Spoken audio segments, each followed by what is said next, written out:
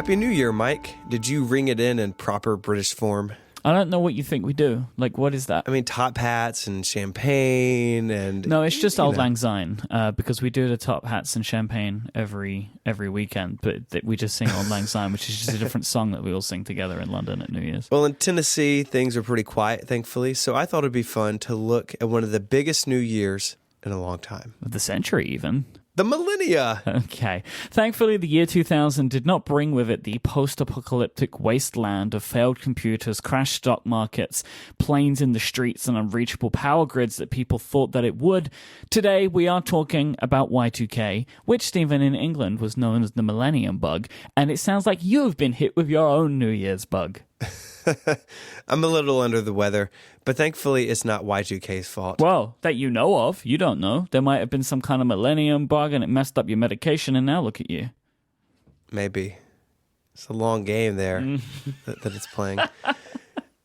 We're not saying Y2K came and went with no problems, but as we'll see, things could have been a lot worse. Should we start at the beginning? Always. Not of time. We don't need to go back that far. Just in the beginning. In the beginning, there was a calendar. So Y2K is sort of an umbrella term used, at least here in the States, for a collection of computer bugs related to the formatting and storage of calendar data for dates beginning in the year 2000. In short, people were afraid that computers would be unable to tell the difference between the year 2000 and the year 1900. The acronym Y2K was attributed to David Eddy, a Massachusetts programmer, in an email sent on June 12, 1995. He later said people were calling it CDC, the century date change, FADL, the faulty date logic, and other contenders. Y2K just came off my fingertips. The best names are often organic. Yeah, I wouldn't want to be calling this the faddle problem. It just doesn't sound as good. It was believed that the Y2K bug could cause errors such as the incorrect display of dates, but more importantly, the inaccurate ordering of automated date records or real-time events. As things, I don't know, like the world's entire digital financial system depended on the correct timestamps for things like transactions and trading, this seems kind of serious. This was all complicated by the fact that some programmers have misunderstood the Gregorian calendar rule that determines whether years that are exactly divisible by 100 are not leap years, and they assumed that year 2000 would therefore not be a leap year. However, in reality, years divisible by 100 are not leap years except for years that are divisible by 400. Thus, the year 2000 was a leap year. Today I learned leap years are complicated. Turns out, so are computers, but they're also kind of stupid. But hey, there are computer things that can be trusted. There are smart, amazing computer things. One of those is Squarespace. Make your next move with Squarespace. They're supporting this week's show. Squarespace lets you easily create a website for your next idea. With a unique domain, award-winning templates, and more, you'll have everything that you need right there in the palm of your hands if your computer is in your hands. Whether you want to create a store, a blog, a site for your business, or just about any website at all, Squarespace has everything you need. There's nothing to install, no patches to worry about, no upgrades needed. They're an all-in-one platform. Squarespace have 24/7 support, and you can sign up for a free trial today to check it out. Go to squarespace.com, and when you sign up for a plan, use the code UNGENIUS to get 10% off. Their plans start at just $12 a month, but you get that 10% off when you use the code UNGENIUS at checkout. Squarespace. Make your next move, make your next website. People saw this coming, thankfully. A book in 1984 first outlined it, followed by lots of chatter on Usenet starting in 1985. I'm going to guess that you know what Usenet was. Maybe you even used it. I do know what it was, Michael. It was a little before your time there, buddy. No problem, old man. So how did computer programmers keep making these mistakes if it was known some 15 years in advance? It's a good question. In the early days of computing, memory was very expensive, and even the world's most powerful mainframes had so little of it, everything was done through the lens of conservation. A 2-digit string to represent a year was cheaper and more efficient than a 4-digit one, hence the 1900 versus 2000 problem. Programs could simply prefix 19 to the year of a date automatically as needed. There were several different approaches in fixing software for the year 2000. The cleanest was to allow for 4-digit years. So instead of just adding 19, you would add 1999. right? So instead of adding 20, you would add whatever you'd add, and that would be perfect. This was considered the purest solution, resulting in unambiguous dates that are permanent and easy to maintain. However, this method was costly, requiring massive testing and conservation efforts, and usually affecting entire systems. There were some legacy databases whose size could not economically be changed, and some had to rework the strings used to hold dates. This is a little tricky to explain, but I wrote an example out for us. Let's take the date April 28th, 2001. Before Y2K, many computers would have stored that as 042801. And there's our problem, right? Is it 1901? Is it 2001? No one knows. Under this revised system, the year would be allowed to take 3 digits, while the month and date were collapsed into a single number derived from the day's overall place in the year. So under this system, April 28th, 2001 would be read as 118001. April 28th is the 118th day of the year, and 001 for the year 2001. Now, this system would hold in place until the year 2899. So it's got a little time left on it. Yeah, that sounds good enough. That sounds a good enough fix. Older software systems, though, proved difficult to change. So some programmers elected to use what is known as windowing. 2-digit years were retained, and programmers determined the century value only when needed for particular functions, such as date comparisons and calculations.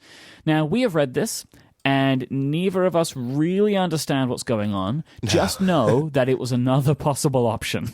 In short, windowing worked, but it was fragile and had to be updated every decade or two, and that's as far as we got into it. Many countries around the world worked on their own solutions to the problem. In 1998, the United States government responded to the Y2K threat by passing the Year 2000 Information and Readiness Disclosure Act. They worked with private sector companies in order to ensure readiness and created internal continuity of operations plans in the event that there would be problems. The effort was coordinated out of the White House by the President's Council on Year 2000 Conversion. That's part of the government every little boy and little girl dreams of joining. The Year 2000 Conversion Council. Yeah, it's the height of public service. You made it. You made it, kid.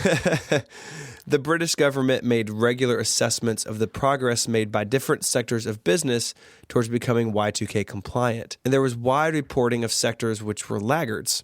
Companies and institutions were classified according to a traffic light scheme ranging from green, meaning no problems, to red, which the British government defined as grave doubts whether the work can be finished in time. Grave doubts. Isn't that a beautiful Grave British doubts. phrase? The International Y2K Cooperation Center, known as Y2KCC, which is one of the worst acronyms ever created. So bad. Just give it an actual name. Anyway, it was established at the behest of the national Y2K coordinators from over 120 countries when they met at the first global meeting of national Y2K coordinators at the United Nations in December 1988.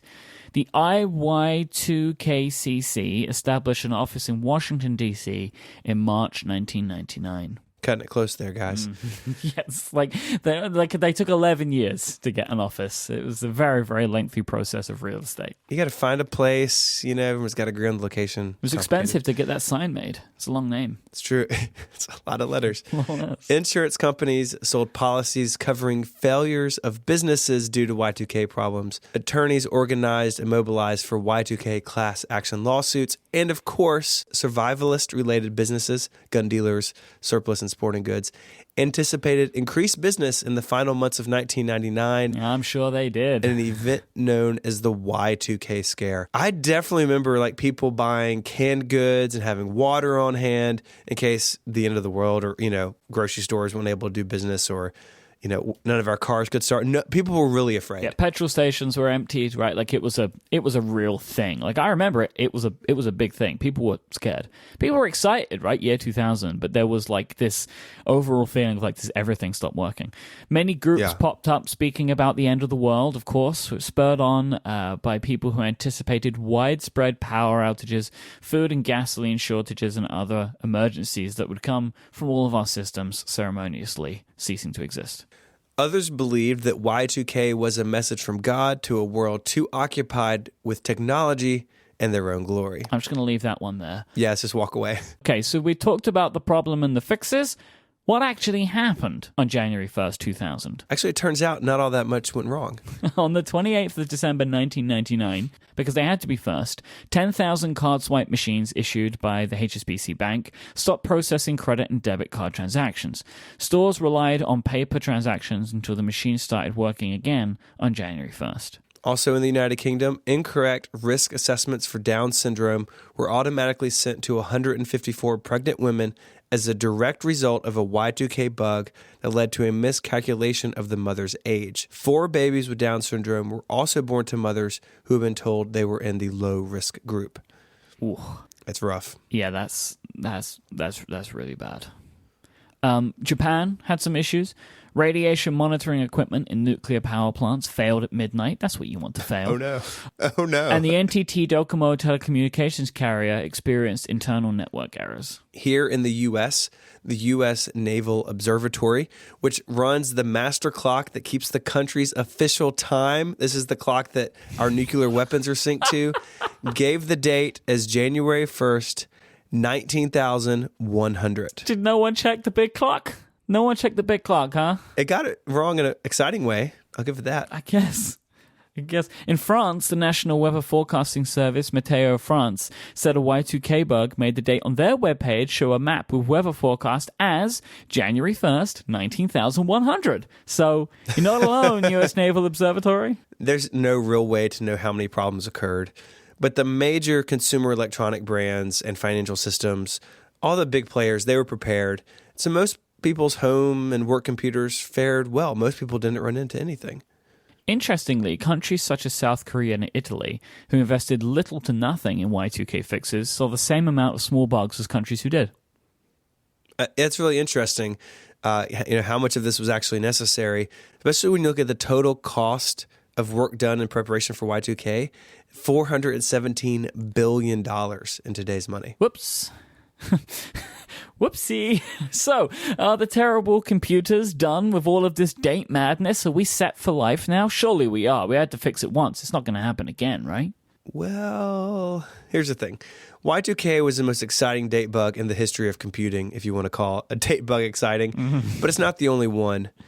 In the run-up to the big day, people actually became concerned with September 9th, 1999. That date could have been problematic if the date was recorded in software as 9999, so month, date, year. In some very old systems, like old mainframes, 9999 was used to express an unknown date. So say that you have some sort of contract that's open-ended, but the system says, oh, I need a termination date. It was common practice that 9999 would be entered just to hold it there, but the day went by without any problems.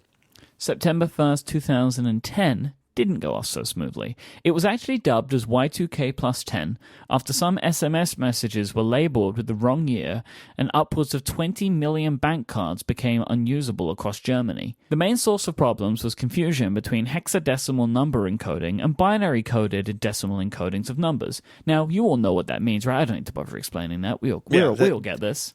It's fine. Oh, man, I'm totally confident in what you just said, being obviously, accurate in every right? way. I mean, I'm surprised it even happened in the first place, considering how much we all understand it. Toddlers understand that. Then there's the year 2038. Unix systems, things like Apple products, large-scale servers, and even embedded systems within things like transportation systems like trains and planes and stuff, they use Unix underpinnings. And in Unix, systems use January 1st, 1970 as the beginning of time, a fixed point from which they can count forward from. Why did they pick that date? Like, why that one? Do you know why? That is a topic. I do, but that's a topic for a different time. Ooh, okay. On 32-bit systems, basically they were run out of memory space to count the current time starting on January 19th, 2038. As of this recording, there is no universal fix for the year 2038 problem. Good news. It's not that far away. Then there is the year 10,000 problem that will emerge when the need to express years with 5 digits arises. No one's too worried about that right now, though. I think we're good. No, it's not keeping me up at night. This was a lot of fun to read about. You and I have both wanted to do this topic for a while, so thank you to Jeff for sending it in and finally kicking us into action on this.